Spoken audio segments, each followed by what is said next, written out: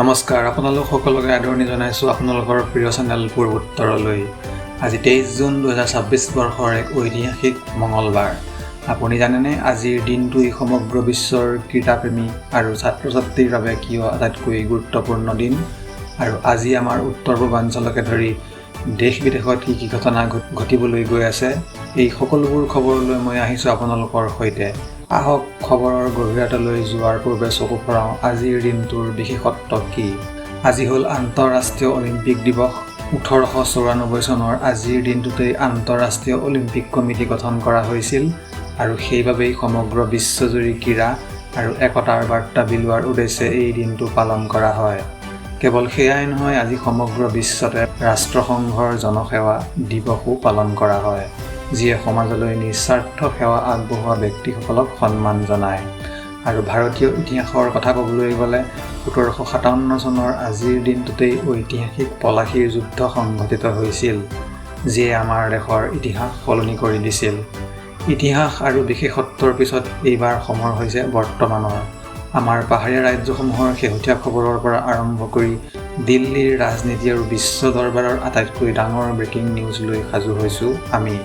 বলক পলম নকৰি আৰম্ভ কৰোঁ আজিৰ বাতৰিলৈ। প্ৰথম খবৰটিলৈ আহিছোঁ। এতিয়াৰ পৰা ডুবাই বা আবু ধাবিলৈ যাবলৈ দিল্লী মুম্বাই হৈ ঘূৰি ফুৰাৰ কোনো প্ৰয়োজন নাই, কাৰণ আগষ্ট মাহৰ পৰাই আপুনি আমাৰ গুৱাহাটীৰ পৰাই পোনপটীয়াকৈ উৰা মাৰিব পাৰিব এই সপোনৰ চহৰকেইখনলৈ। হয়, ঠিক এনে এক ঐতিহাসিক আৰু অতি ডাঙৰ খবৰ এতিয়া পোহৰলৈ আহিছে। গুৱাহাটী কেনেকৈ বিশ্বৰ সৈতে পোনপটীয়াকৈ সংযোগ হ'বলৈ আগবাঢ়িছে জানিবলৈ ভিডিঅ'টো চাই থাকক। দ্য চেণ্টিনেল ৱেবছাইটৰ এক বিশেষ প্ৰতিবেদন অনুসৰি অসম চৰকাৰ আৰু বিমান পৰিবহণ মন্ত্ৰালয়ৰ যুটীয়া প্ৰচেষ্টাত গুৱাহাটীৰ বৰঝাৰস্থিত লোকপ্ৰিয় গোপীনাথ বৰদলৈ আৰু বিমান পৰিবহণ মন্ত্ৰালয়ৰ যুটীয়া প্ৰচেষ্টাত গুৱাহাটীৰ বৰঝাৰস্থিত লোকপ্ৰিয় গোপীনাথ বৰদলৈ আন্তঃৰাষ্ট্ৰীয় বিমানবন্দৰৰ পৰা আগষ্ট মাহৰ বাবে ডুবাই আৰু আবু ধাবিলৈ পোনপটীয়াকৈ আন্তঃৰাষ্ট্ৰীয় বিমান সেৱা আৰম্ভ হ'ব। এই পদক্ষেপক অসম তথা উত্তৰ পূৰ্বাঞ্চলৰ বাবে এটা গ্ল'বেল গেটৱে বা বিশ্বৰ দুৱাৰমুখ হিচাপে অভিহিত কৰা হৈছে। এই পোনপটীয়া বিমান সেৱাৰ ফলত কেৱল পৰ্যটন খণ্ডই নহয়, বৰঞ্চ অসমৰ ব্যৱসায় বাণিজ্য আৰু উদ্যোগ খণ্ডই এক অভূতপূৰ্ব গতি লাভ কৰিব। ইয়াৰ পূৰ্বে উত্তৰ পূৰ্বাঞ্চলৰ যাত্ৰীসকলে মধ্যপ্ৰাচ্যৰ দেশসমূহলৈ যাবলৈ অন্য মহানগৰীৰ ওপৰত নিৰ্ভৰ কৰিবলগীয়া হৈছিল, যাৰ বাবে সময় আৰু ধন দুয়োটাই বেছিকৈ খৰচ হৈছিল। কিন্তু এতিয়াৰ পৰা এই যাত্ৰা অত্যন্ত সহজ আৰু আৰামদায়ক হৈ পৰিব। বিমান সংস্থাসমূহে ইতিমধ্যে ইয়াৰ বাবে প্ৰস্তুতি সম্পূৰ্ণ কৰি তুলিছে। এই নতুন সংযোগে বিশ্বৰ মানচিত্ৰত অসমক এক নতুন পৰিচয় প্ৰদান কৰিব বুলি চৰকাৰী মহল আশাবাদী। পৰৱৰ্তী খবৰ। আপুনি জানেনে এটা শিশুৱে আটাইতকৈ সহজে আৰু খৰতকীয়াকৈ কোনটো ভাষাত শিক্ষা গ্ৰহণ কৰিব পাৰে?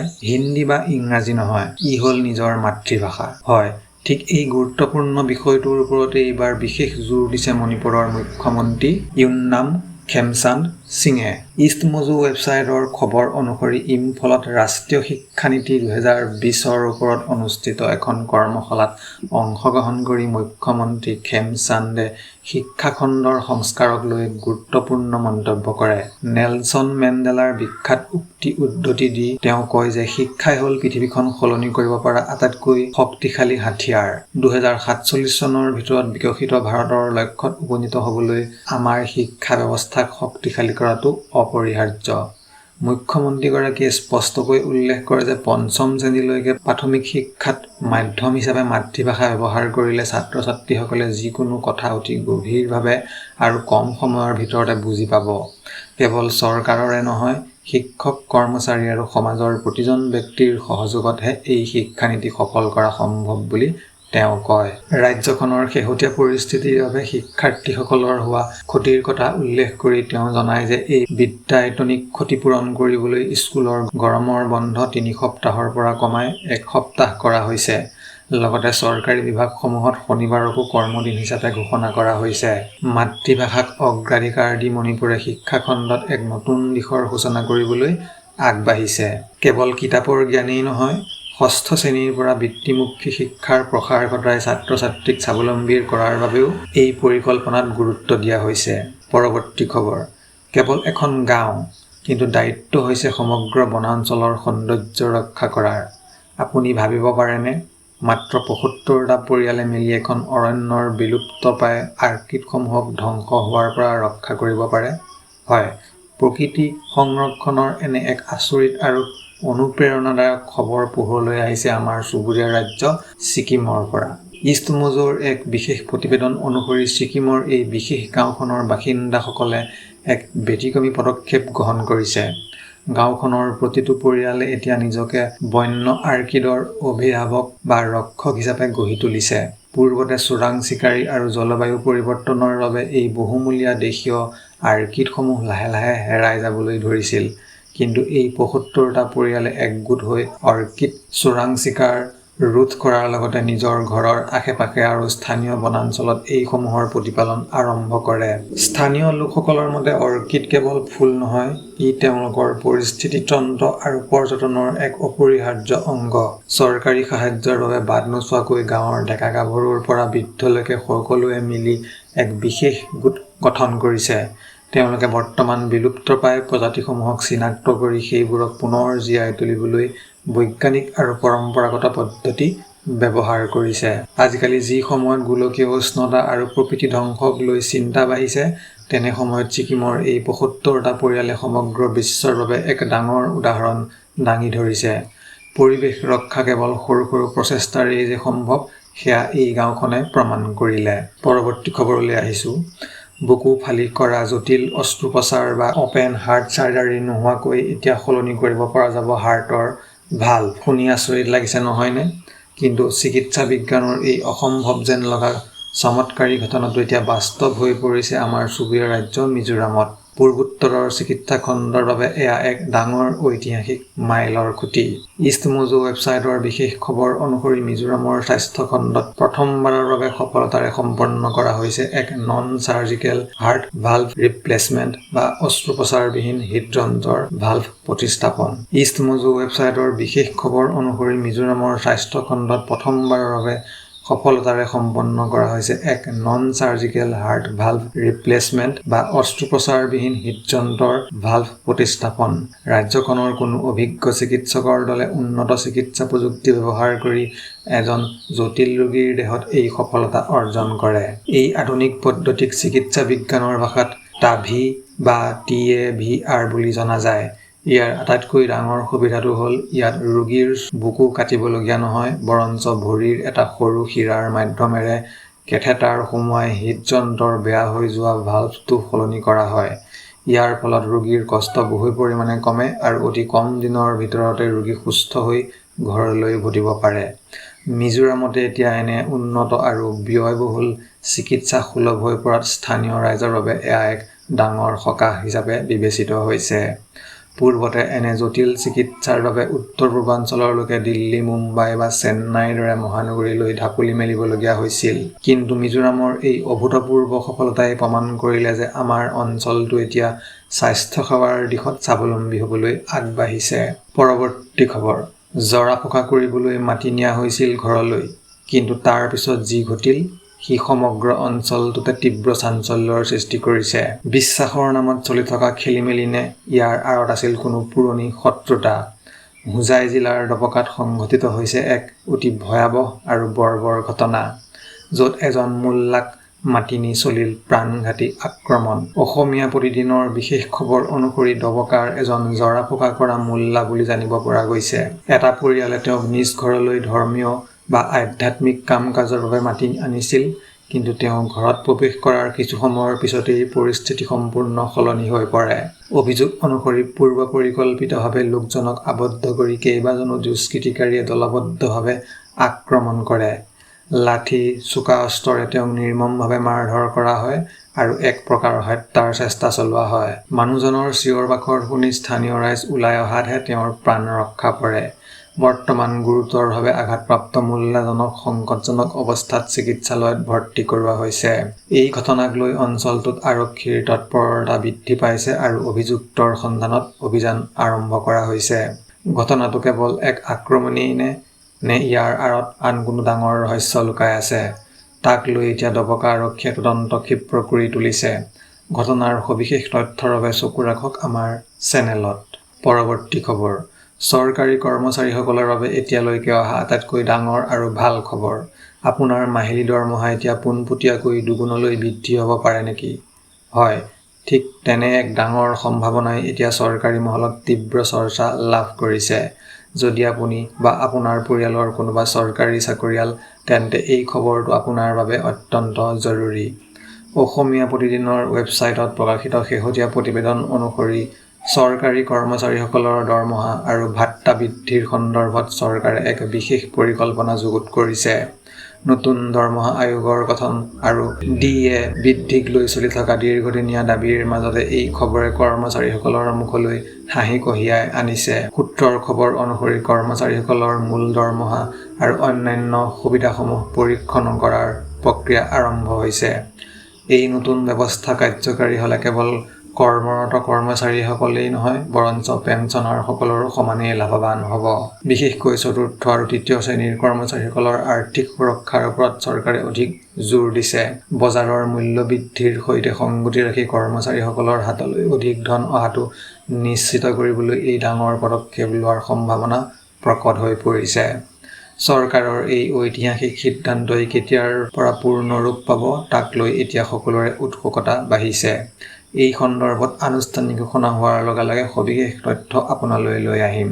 চকু ৰাখক আমাৰ চেনেলত। পৰৱৰ্তী খবৰ, অসমৰ সন্তানৰ আৰু এক বিশ্ব অভিলেখ।